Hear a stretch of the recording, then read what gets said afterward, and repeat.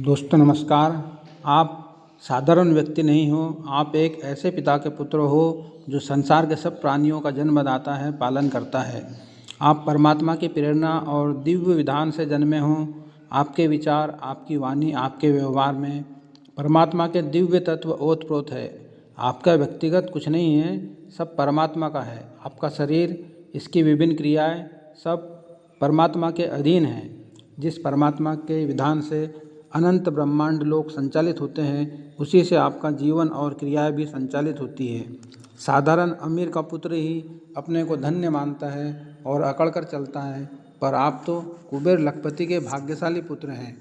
आपका शरीर पवित्र मंदिर है, आपका मन परमात्मा का ग्रह है। आपकी संपदा का कोई पार नहीं है, कोई मर्यादा नहीं है। आप हमारी बात मानिए, अपने को ईश्वर का पुत्र होना स्वीकार कर लीजिए।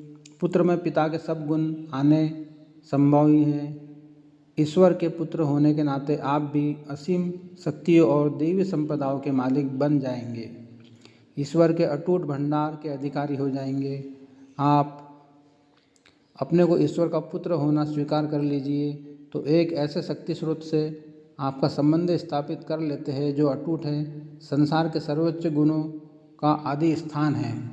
ईश्वर हमको पिता होने के कारण कभी नहीं भूलता, लेकिन हम ही अज्ञानतावश भूल बैठते हैं। यही दुख का कारण है।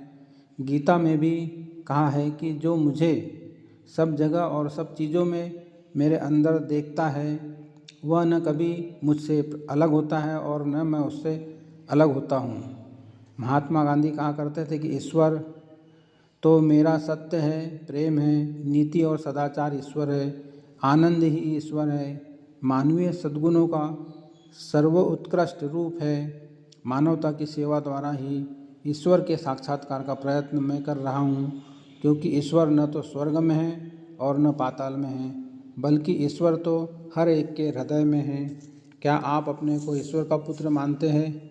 यदि हाँ, तो उन्हीं गुणों को अपने चरित्र में विकसित होने दीजिए। ईश्वर के पुत्र होकर आप बैर, क्रोध, प्रतिशोध, शत्रुता के भाव मन में नहीं रख सकते, किसी का बुरा नहीं कर सकते, किसी का अहित नहीं कर सोच सकते, क्योंकि ये संपूर्ण विश्व परमात्मा का ही रूप है। आप अपने को क्षुद्र, हाड़, मांस, चर्म, रुधिर से बना हुआ पुतला मत समझिए। यह मानिए कि आपका यह शरीर मलमूत्र, मांस, मवाद का पिंड है, पाप से उत्पन्न, पाप करने वाला पापी नाशवान वासना में है। अपने विषय में आज तक बनी सब